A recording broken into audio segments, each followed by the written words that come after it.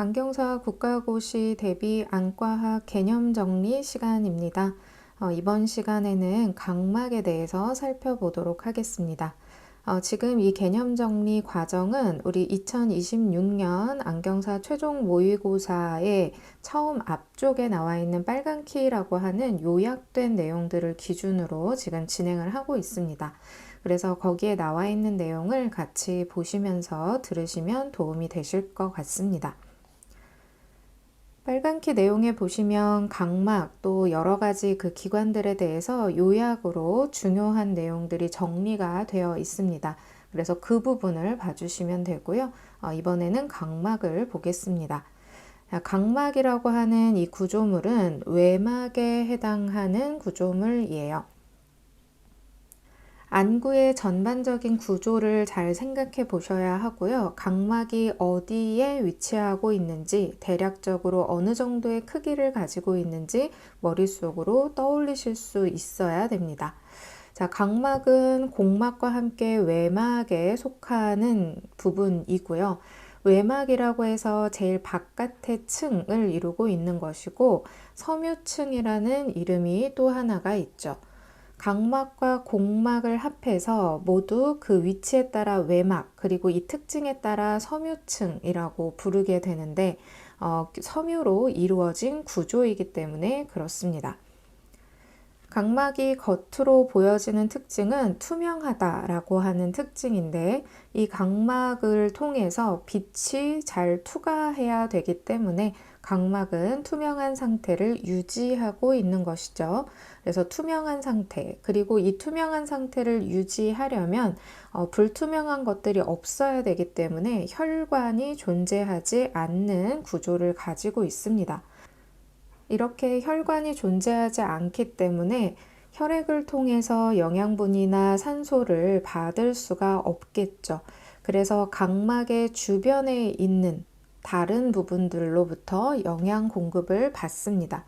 무혈관 구조라고 하는 이 단어에서 그러면 이 각막이 어디서 영양 공급을 받을까까지 정리를 하시면 더 유리하겠죠.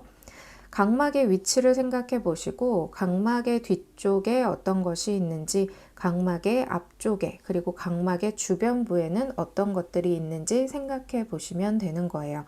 그래서 각막의 주변부, 각막 윤부라고 하는 각막 주변부에 있는 모세혈관을 통해서 영양 공급을 받기도 하고, 그리고 뒤쪽에, 각막의 뒤쪽에는 공간이 있는데 이 공간 안에 방수라고 하는 물이 들어가 있었죠.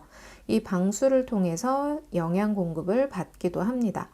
그리고 공기 중에는 산소가 있는데 공기 중에 있는 산소를 눈물층을 통해서 녹여서 각막이 받기도 하죠. 이런 방식으로 각막의 대사에 필요한 산소와 영양분을 공급받습니다. 이런 내용들을 무혈관 구조라고 하는 이 특징에다가 살을 붙여서 같이 기억하시면 더 도움이 되실 거예요. 각막의 문제에서 가끔 이 무혈관 구조와 함께 헷갈릴 수 있도록 이 신경도 무신경 구조다라는 식으로 이제 문제가 나오는 경우가 있을 수 있는데요. 여기 각막에서는 혈관은 없지만 신경은 존재하고 있습니다. 이런 부분은 우리 경험적으로 기억하시면 좋아요. 눈에 뭐가 들어갔다거나 각막을 건드릴 때 불편함을 느끼게 되는데 이것이 바로 신경이 존재하기 때문에 그렇겠죠. 지각신경이고요. 이 신경은 어디서 오는 건가 하면 3차 신경에서부터 옵니다. 뇌신경 중에 5번 신경인 3차 신경이고요. 여기에서 1번 가지가 눈신경이라는 이름을 가지고 있습니다. 눈으로 들어오는 이 감각과 관련된 신경이 3차 신경의 1가지 눈신경이라는 거 기억하시면 여기에서 각막에서도 나오지만 결막에서도 나오고 이런 식으로 그 눈에서의 감각에 대한 부분들은 계속해서 이 3차 신경 1가지 눈신경이 계속 나올 거예요. 각막의 구조도 봐야 되는데 각막은 5개의 층으로 구성이 되어 있습니다. 그래서 앞에서부터 상피, 보호만막, 실질, 데스매막, 내피의 순서대로 되어 있고요. 중간을 실질이라고 하면 제일 바깥은 상피, 안쪽에 있으면 내피로 구분을 하시면 되고 그 사이사이에 얇은 막이 하나씩 끼어 있다. 이런 식으로 보시면 구조가 조금 더 쉽게 이해가 되실 거예요. 이 5개의 층 중에서 가장 두꺼운 것은 바로 각막 실질이고 이 부분이 말 그대로 메인이 되는 층이 되는데 이 실질의 구조 자체가 아교 섬유로 배열이 되어 있다. 이렇게 설명을 하고 있어요. 아교 섬유 혹은 교원 섬유라고 얘기하기도 합니다. 앞에서 각막에 대해서 얘기할 때 섬유층이라는 표현을 쓴다라고 얘기를 했는데 각막이 섬유층인 이유가 바로 이런 섬유로 배열이 되어 있기 때문에 이런 이름이 붙은 거죠. 각막의 5개 층 중에서 제일 두꺼운 실질이라고 하는 여기 중간에 있는 층이 교원섬유, 아교질 섬유로 이루어져 있다 보니 이것을 섬유층이라고 부르고 이 아교질 섬유로 구성되어 있는 것은 공막도 마찬가지여서 각막의 가장자리에서 공막과 각막이 서로 연결되어 있는 붙어 있는 구조를 가지고 있어요. 그래서 안구의 입장에서는 이 2개, 각막과 공막이라고 하는 이 2개의 막이 서로 연결되어 있으면서 안구 전체 중에서는 제일 바깥의 막을 이루고 있는 위치를 가지고 있죠. 각막의 5개의 층의 위치를 일단 앞에서부터 순서대로 이름을 당연히 알고 계셔야 될 테고요. 그리고 각막의 가장자리에서 어떤 조직과 연결이 되는지도 알고 계셔야 됩니다. 이런 부분들을 각막층의 이행이라고 표현을 하는데 각막의 조직이 끝나고 난 다음에 각 층이 어떤 조직과 연결되느냐 하는 얘기예요. 이 부분은 그냥 외우시는 것이 아니라 안구의 구조를 살펴보면서 그 옆에 어떤 것들이 있는지 파악을 먼저 하시는 것이 중요합니다. 안구의 그림을 잠깐 볼게요. 각막의 위치는 안구 중에서도 앞쪽에 위치하고 있죠. 공막보다는 훨씬 적은 부피를 가지고 있고 전면에 이렇게 나와 있습니다. 자, 이때 각막의 가장자리에서 공막과 연결되는 이 부위에서 5개의 층이 각막의 5개의 층들이 각각 어디로 가는지 주변에 있는 것들을 통해서 파악을 하셔야 되는 거예요. 각막이 놓여있는 위치를 보면 앞쪽에는 눈꺼풀이 이렇게 아마 덮여 있을 걸로 예상할 수 있고요. 그 다음에 각막의 뒤쪽에는 홍채가 위치하고 있죠. 물론 그 사이에 방수라고 하는 물이 있지만 여기에 들어있는 이 방수는 말 그대로 물이기 때문에 어떤 조직이라고 얘기하기는 좀 어렵고 이 부분이 그냥 공간으로 이해를 하시면 되겠습니다. 그래서 각막 뒤에 있는 조직이라고 하면 여기 홍채가 있을 거고요. 당연히 딱 달라붙어 있지는 않고 좀 떨어져 있겠죠. 공간을 이루고 있는 부분이에요. 그래서 각막의 위치에서 그 주변의 앞과 뒤 그리고 옆쪽에 어떤 것들이 위치하고 있는지 파악을 하면 각막의 조직이 끝나고 난 다음에 어떤 조직들과 이행되는지 쉽게 보실 수가 있어요. 그래서 각막의 제일 표면에 있는 각막 상피의 경우는 앞쪽에 있는 눈꺼풀과 연결이 될 텐데 그냥 눈꺼풀이 아니라 눈꺼풀의 제일 안쪽 층인 결막이라고 하는 부분과 연결이 되겠죠. 그리고 각막의 제일 뒤쪽 면은 홍채와 가깝고요. 각막의 가장자리는 홍채의 끝 가장자리, 뿌리 부분과 이런 식으로 지금 연결이 되어 있는 게 보이죠. 각막의 가장자리 그리고 홍채의 뿌리 부분이 이런 식으로 지금 그림에서 보시는 것처럼 연결이 되어 있어서 이쪽을 통해서 방수가 빠져나가는 통로가 되는 거예요. 그림을 통해서 홍채와 각막의 위치 그리고 그 앞에 있는 결막과 눈꺼풀의 위치를 먼저 잘 파악을 하셨다면 이런 부분들이 좀 어렵지 않게 또 인식하실 수가 있을 겁니다. 자, 그러면 다시 한번 그림에 돌아와서요. 각막 상피에서는 앞쪽에 있는 결막과 연결이 됩니다.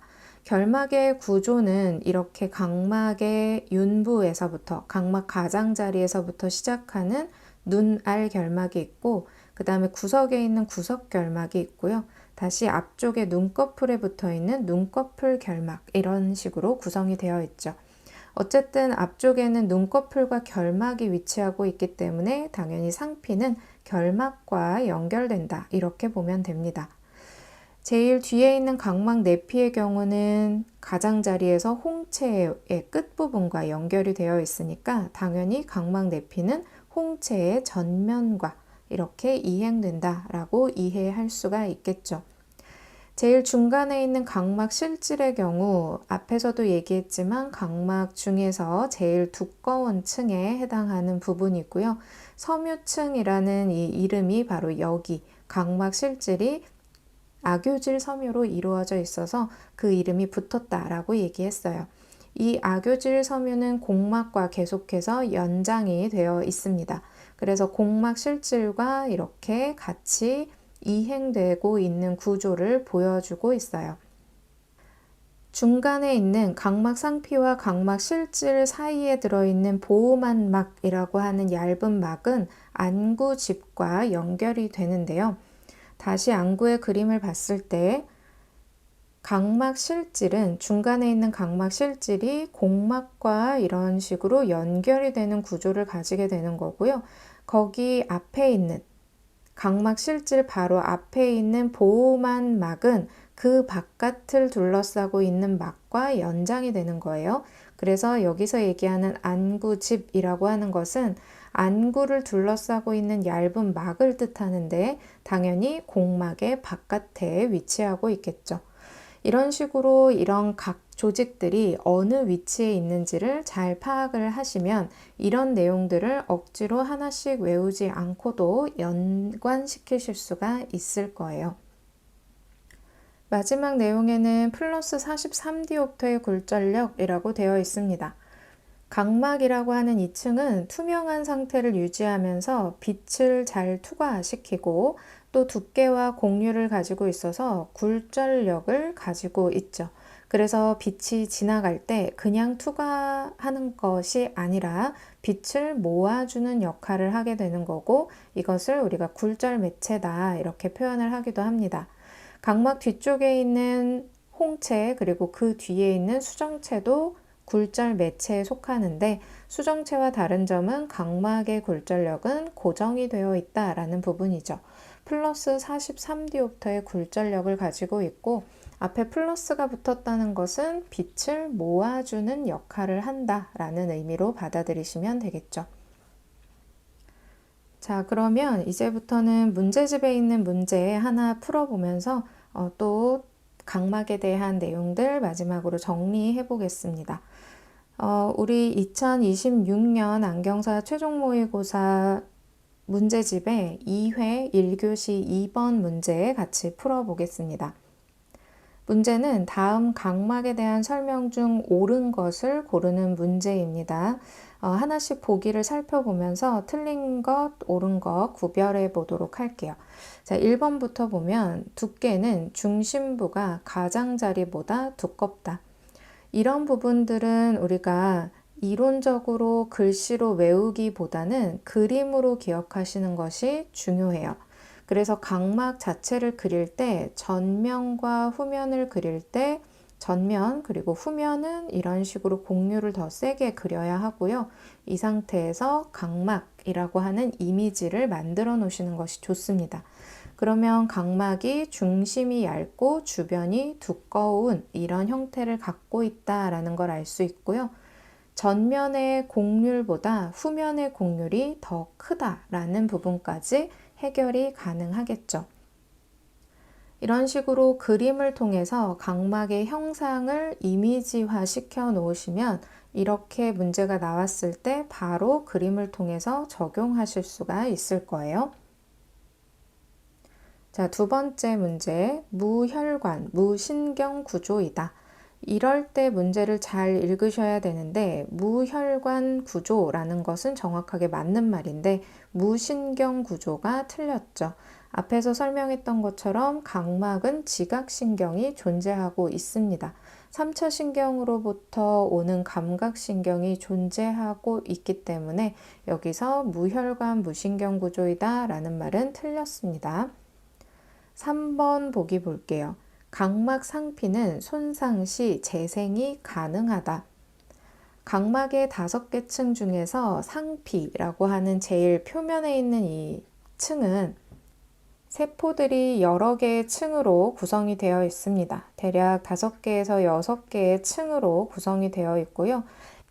여기에 있는 이 세포들은 계속해서 만들어지고 있습니다. 각막 상피의 위치를 생각해 보면 각막의 제일 앞쪽에 위치하고 있는 층이고 그 뒤에 보호막이 있을 텐데 보호막과 가까운 쪽부터 시작해서 세포가 계속해서 앞으로 이동하면서 새로 만들어지게 돼요. 그래서 새로 만들어진 세포가 앞으로 이동하고 계속 앞으로 이동하면서 표면으로 나오게 된 세포는 떨어져 나가는 이런 과정이 계속해서 반복적으로 이루어지고 있습니다. 이렇게 해서 상피의 세포가 다시 새로운 세포로 바뀌는 데까지 걸리는 시간이 약 7일 정도 소요가 되고 있어요. 그래서 각막 상피는 계속해서 재생되고 있는 구조라고 보시면 되고요.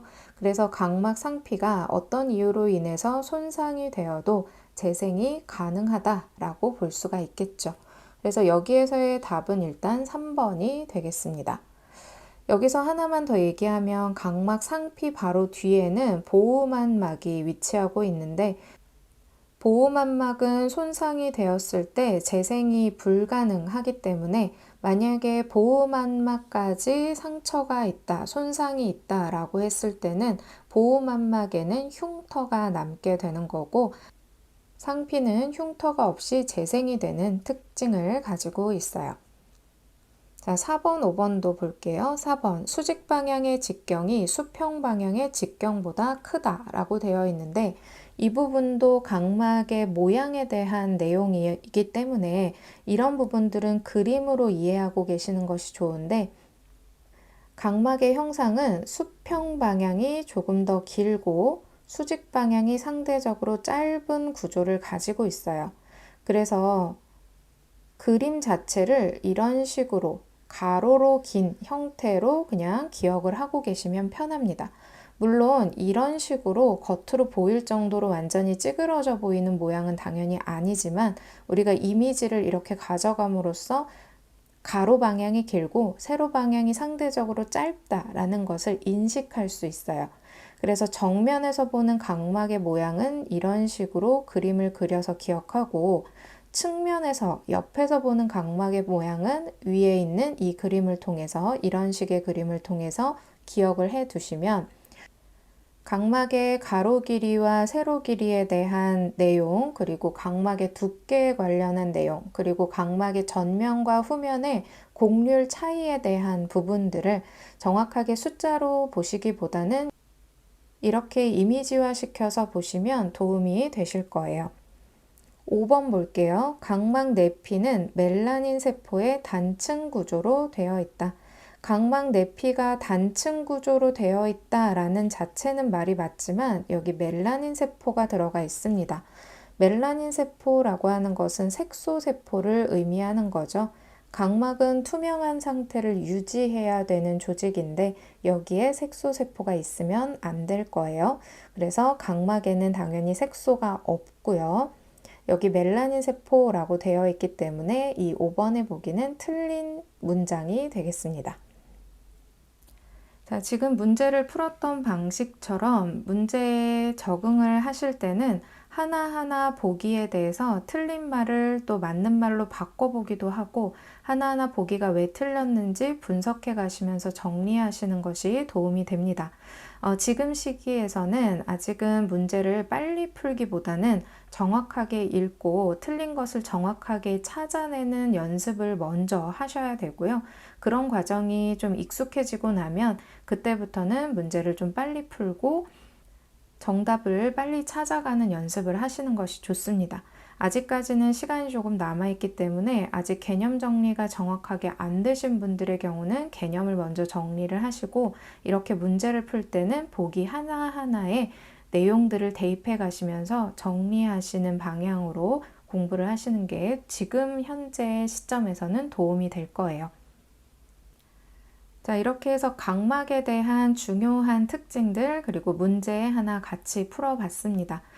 최종 모의고사에 나오는 문제들 중에 따로 질문이 있으신 경우에서는 이런 댓글을 통해서 남겨주시면 답변 드리도록 하겠습니다.